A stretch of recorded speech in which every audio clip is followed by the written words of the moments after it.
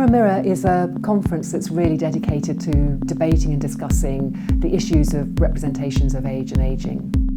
And what's very exciting is Dr. Hannah Zelig has brought together a range of academics, but also performance artists, photographers, bloggers, to come and talk about the issues of age and ageing from their perspectives.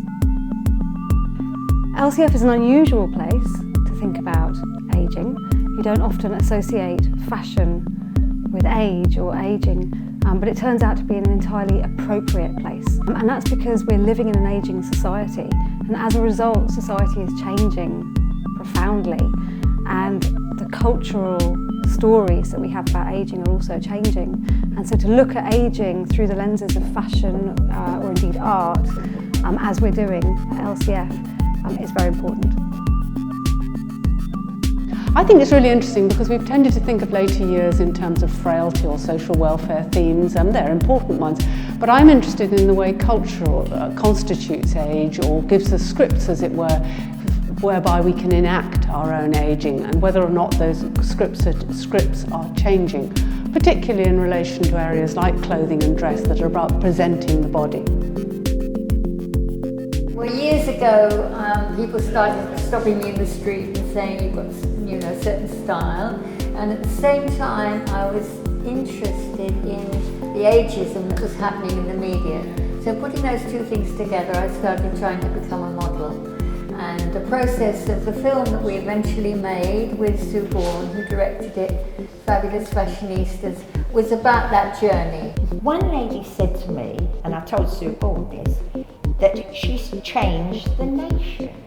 And now, I know that sounds a very big word, but that's what people are saying, because they're so amazed by the change they're all feeling that they think it's all over everywhere. Well, I'm having emails from Mexico, from America. Yeah, it's on YouTube. I think the expression is it's gone viral. And then it's true. It has. We're proud because it's not just about, oh, aren't we interesting, we dress so well. We have a message, we're making a difference. I wanted to be involved in this conference because the whole area of diversity in fashion is something I'm quite passionate about. I feel like there is a real lack of diversity in fashion images sort of throughout the industry, and I feel that as one of the key fashion educators in the country, I feel like London College of Fashion really should be at the forefront of brokering those discussions and making sure that they happen.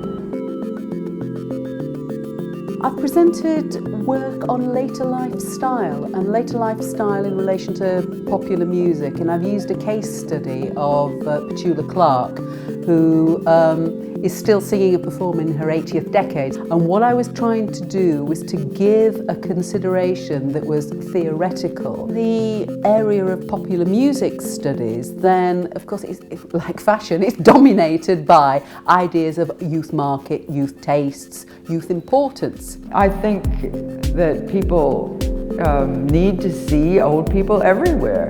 So fashion is just another place where it's been omitted. On the whole, age has not been associated with beauty. Not historically, not in any of the cultural narratives that we have. So to start thinking about old age and ageing and beauty is very clearly very important.